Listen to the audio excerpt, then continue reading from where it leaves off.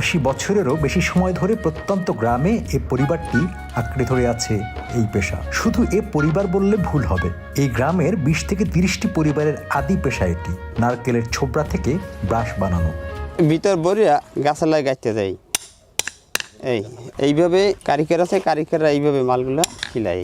বিরাস বানানোর জন্য চাম্বল কাঠ লাগে, চাম্বল কাঠ দিয়ে ভালো হয় মালটা। সস্তাও না আর দামও বেশি না, মানে মিডিয়াম, কিন্তু বিরাসের জন্য ভালো, মানে এটা ভাঙে না।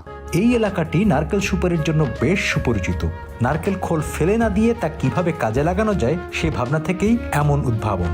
এটা হচ্ছে বাছাই করা আঁশ বাছাই করলে পরে নর্মাল আঁশ যেটা সেটা এরকম আস্তা বাইরের থেকে, তারপরে এইটা শুকানোর পরে এরকম ছোট ছোট করতে হয়, করার পরে গুঁড়া দিয়া পেঁচাইতে হয় মাঝখানে। পেঁচার পর এইটা কারিগররা আবার আতুর দিয়ে টাকাই দিয়া ভিতরে ঢুকানোর পর ওই যে মাল ওইরকম কমপ্লিট হয়ে যায়। ওই যে আগে তালে আঁশ থেকে বানাইতাম অনেক আগে, কিন্তু এখন আর ওইটা চলে না। ওইটা আগে শহরের বাড়ি যে ড্রেনগুলো, ড্রেন পরিষ্কার করতে ওইগুলো লাগবে, এখন তো ড্রেন বড় করে ফেলাইছে, যার কারণে ওইটা এখন আর লাগে না।